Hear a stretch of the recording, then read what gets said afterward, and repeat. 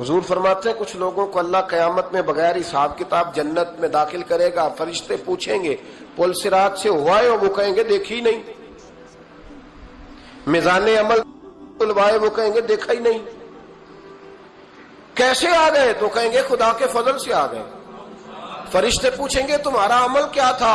وہ کہیں گے کچھ بھی نہیں، عام لوگوں کی طرح نماز پڑھتے تھے، روزہ رکھتے تھے، حج فرض ہوا تو کیا، زکوٰۃ اگر ہمارے اوپر لاگو ہوئی تو دی، عام روٹین کے معاملات۔ تو فرمائے اتنی بڑی فضیلت کے بغیر حساب کتاب جنت، کوئی تو وجہ ہوگی۔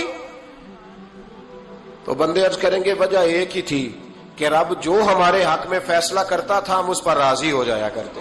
علامہ اقبال نے ایک بات لکھی ہے، اقبال کہتے ہیں جب میں لندن میں وکالت کرتا تھا تو ایک خاتون تھی، لیڈی بارنس اس کا نام تھا، چھوٹے موٹے مقدمات لے کے وہ میرے پاس آتی تھی، بی بی ایک ہوٹل چلایا کرتی تھی، اس کا خامند جو تھا وہ فوج میں ملازم تھا۔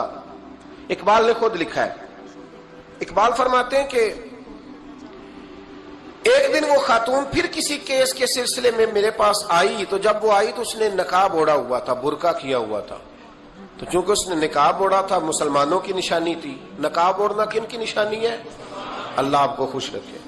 تو کہتے وہ نشانی چونکہ اہل اسلام کی تھی تو مجھے تجسس ہوا، میں نے کہا لیڈی خیریت ہے؟ میم صاحبہ یہ برقع پہنا ہوا ہے؟ تو کہنے لگی ہنس کے اقبال مجھے پکا یقین تھا کہ آپ ضرور پوچھیں گے۔ تو میں نے کہا اچھا تو یہ برقع؟ تو کہنے لگی الحمدللہ میں مسلمان ہو گئی۔ تو میں نے فوراً کہا کہ آپ کا شوہر تو فوج میں ملازم ہے، فوجی کے لیے بدلنا اور پھر ملکی قانون اور یہ چیزیں۔ تو کہنے لگی اس نے مجھے کیا کہنا تھا، وہ خود کلمہ پڑھ گیا۔ تو کہتی ہیں میں اور متجسس ہوا، وہ کیس کی بات کرتی تو میرا تجسس بڑھ گیا۔ میں نے کہا تو کیس چھوڑ کے بتا کلمہ کیسے پڑھا؟ تو کہنے لگی اقبال اصل بات یہ ہے کہ میں نا بے اولاد تھی، خامد بھی بڑے اچھے پیسے کماتا، میں خود بھی ہوٹل چلاتی، پر ڈپریشن اور ٹینشن اور بلا وجہ کی پریشانیاں جان نہیں چھوڑ۔ یہ ٹینشن اور ڈپریشن کا نا مجھے عربی ترجمہ کوئی نہیں ملا، یہ ڈپریشن اور ٹینشن کا نا میں نے تلاش کیا ہے، لیکن مجھے عربی لغت کے اندر ان کے معنی مجھے لگتا ہے کہ اس زمانے میں یہ چیزیں تھی ہی نہیں، ہوتی تو ان کا کوئی نام بھی، یہ آج ہے نا تو اس لیے آج کے زمانے میں ہی نام ہے مفت کا، مفت کی پریشانی۔ تو کہتی ہے مجھے ٹینشن اور ڈپریشن رہتی تھی ہر وقت، بڑی میں پریشان رہتی تھی۔ میرے ساتھ ایک عجیب واقعہ ہوا کہ میرے ہوٹل میں نا ایک بابا جی برتن مانجتے تھے، بوڑھے آدمی تھے، 70 سال کے قریب عمر تھی، ان کا ایک بیٹا تھا، ایک بہو تھی، ایک پوتا تھا، لیکن وہ بیچارے بیٹا بیمار رہتا تھا تو لہٰذا وہ خود مزدوری کرتے۔ کہتے ہیں ایک دن وہ بابا جی میرے پاس آئے، کہنے لگے میم صاحبہ 2-4 دن کی چھٹی چاہیے۔ تو میں نے کہا خیریت ہے؟ کہنے لگے میڈم میرا بیٹا فوت ہو گیا۔ بیٹا،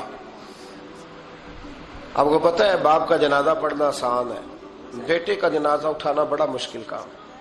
کہتی ہے میں کچھ لکھ رہی تھی، میرے ہاتھ سے قلم گر گیا، میں نے خود گاڑی بھیجی، بابا جی گاؤں چلے گئے جہاں وہ رہتے تھے۔ کہتی 2-3 دن کے بعد میں اور میرا شوہر گئے تو رستے میں ہم باتیں کر رہے تھے کہ کیا تعزیت کریں گے، ایک ہی بیٹا تھا، کوئی رشتہ دار بھی نہیں، تو اس کی تو کائنات اجڑ گئی، کن لفظوں سے اسے تعزیت کیا کہیں گے؟ کہتے جب ہم گئے تو وہ ٹوٹی ہوئی چٹائی پہ بیٹھا تھا، کچھ لوگ قریب تھے، ہم نے جا کے کہا بابا آپ مسلمان ہیں، ہم آپ کو کیا نصیحت کریں، ایک ہی بیٹا تھا، کہ کس طرح کر کے ہم آپ کو تسلی دیں؟ تو کہتے اس نے آنکھیں کھولی، بوڑھی آنکھوں میں ایمان کی روشنی، کہنے لگا بی بی کیا تعزیت کی بات کرتی ہو، میں نے کوئی پیسے جمع کرا کے بیٹا لیا تھا، خدا نے فضل سے دیا تھا، عدل سے لے گیا ہے، میں اپنے رب کے فیصلے میں بڑا راضی ہوں، اللہ بڑا کریم ہے، وہ لے گیا، اس کا مال تھا۔ آپ یقین کریں ہمارے دیہاتی لوگ یہ کہا کرتے تھے، میں نے کانوں سے سنا ہے، ایک بوڑھے آدمی کا ایک دفعہ بیٹا فوت ہو گیا تو کسی نے اس سے کہا بابا چھوٹی عمر میں بچہ چلا گیا، تو مجھے لفظ نہیں بھولتے، کہنے لگے پتر اللہ دی فصل ہے، کچی وڈے تامی ہو دی۔ سنے آپ نے بھی کبھی یہ فکرہ، کچی وڈے تے پکی لے گئے تے تامی ہے جو ہو دی، تو جب اس کا جی چاہا وہ لے گیا۔ اللہ اکبر۔ وہ خاتون کہتی ہے کہ وہ بابا جی سے میں نے کہا کہ چلو آپ 1 مہینے کی چھٹی کر لے، تو کہنے لگا نہیں میڈم میں مسلمان ہوں، مفت کی روٹی نہیں کھاتا، مزدوری کر کے کھاتا ہوں، میں انشاءاللہ 2-3 دن کے بعد کام پہ آ جاؤں گا۔ کہتے ہیں وہ چند دنوں کے بعد آ گیا. اللہ کی قدرت کے ابھی 2-3 ماہ گزرے تھے پھر آیا. میڈم چھٹی چاہیے کچھ دنوں کی. میں نے کہا خیریت ہے؟ کہنے لگے وہ میری بہو بھی ہارٹ اٹیک سے فوت ہو گئی. کہتے اب میں بھی تڑپ گئی اور عیسائی ہو کہ میری آنکھوں میں آنسو آ گئے. میں نے کہا گھر کا دروازہ بند ہو گیا, اب یہ بیچارہ کیا کرے گا؟ وہ اپنے شوہر کے غم میں ہارٹ اٹیک سے فوت ہو گئی. کہتے ہم پھر 2-3 دن کے بعد تعزیت کے لیے گئے. پھر ٹوٹی ہوئی چٹائی, بوڑھا نہ اپنی انگلیوں سے زمین پر کچھ بنا رہا.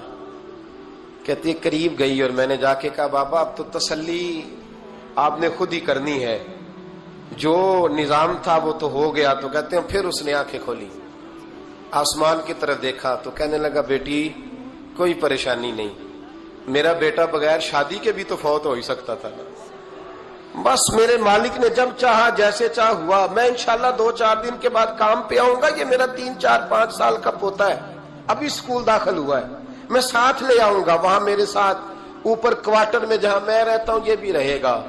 کہتی ہے میں سختے میں آ گئی اس کی کیفیت دیکھ کے. وہ پوتے کو ساتھ لے آیا. کبھی کبھی میں دیکھتی چھت پہ کھڑے ہو کے کہ دادا گھوڑا بنا ہوا ہے اور پوتا سواری کر رہا ہے.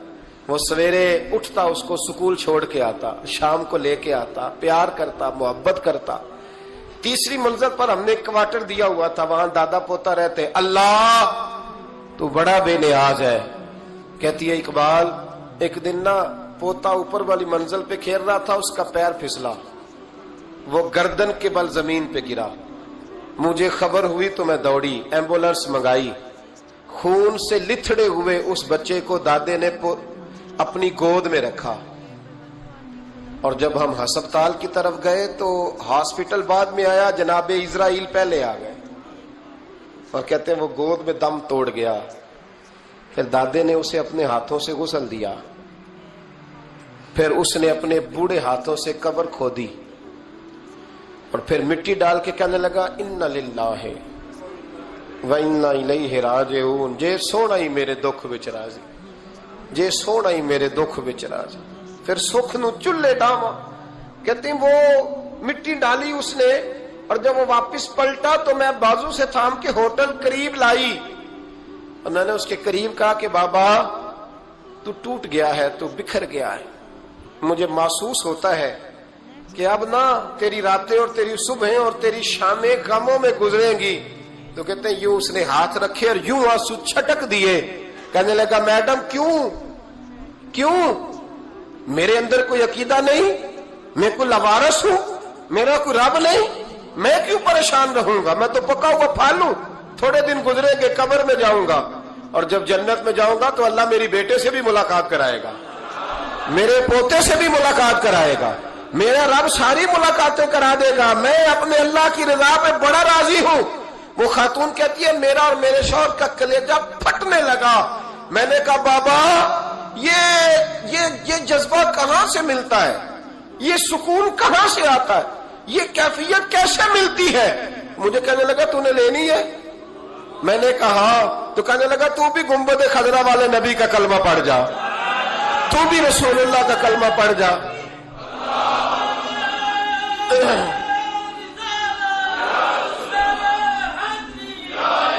میرے محبوب کا کلمہ پڑھ, اللہ تجھے سکون عطا کرے. ایک حدیث نہ پڑھ دو مسلم شریف سے, بخاری سے ایک حدیث نہ پڑھ لو تاکہ یہ بات مضبوط ہو جائے. حضرت ابو طلحہ رضی اللہ تعالی, بیٹا شدید بیمار ہے, مزدور آدمی تھے, کئی دنوں سے گھر تھے. بیوی کہنے لگی اگر آپ گھر میں بیٹھے رہیں گے تو کھائیں گے کہاں سے, جاؤ آپ مزدوری کرو, میں بیٹے کو دیکھتی ہوں. ابو طلحہ مزدوری کرنے چلے گئے. شام کو آئے تو بیٹا فوت ہو چکا تھا. عورتیں بے حوصلہ ہوتی ہے نا اکثر, پر بیوی نے سفید کپڑا ڈال کے کمرے میں رکھ دیا. بیٹا, ماں اور بیٹا کو ناپ تک ہے رشتہ, بیٹے میں سفید چادر ڈال کے کمرے میں رکھ دیا. حضرت ابو طلحہ انصاری آئے, بیٹے کا کیا حال ہے؟ کہنے لگی اللہ کی رحمت میں ہے. اللہ کی, کیسا جملہ ہے, اللہ کی رحمت میں ہے. خامد نے کھانا کھایا, بیوی سے ملنے کو دل کیا تو ملاقات ہوئی.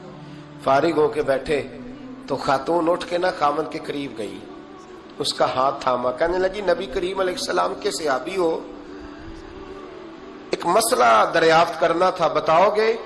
کہ پوچھو. کہنے لگی اگر کوئی آپ کے پاس امانت رکھوائے اور پھر اپنی امانت واپس مانگے تو کیا کرو گے؟ حضرت ابو طلحہ کہنے لگے پوچھنے والی کیا بات ہے, جس کی امانت ہے واپس کر دیں گے. اب زوجہ روئی, اب صبر والی بی بی روئی, اب ماں روئی, آنسو ٹپکے, آنچل سے پوچھ کے کہنے لگی ابو طلحہ وہ بیٹا بھی اللہ کی امانت تھا اور رب اپنی امانت لے گیا ہے, اٹھو غسل کفن کا بندوبست کرو. حضرت ابو طلحہ اٹھے, کامتے کامتے ہاتھوں سے غسل کفن دیا, مسجد نبوی میں پہنچے, محبوب کی بارگاہ میں عرض کیا تو رسول کریم فرمانے لگے تیرے اور تیری بیوی کے عمل سے اللہ بھی بڑا راضی ہے, اللہ کے رسول بھی بڑے راضی ہیں اور اللہ تجھے برکت عطا کرے گا. صحابہ کہتے ہیں پھر اللہ نے انہیں 9 بیٹے عطا فرمائے.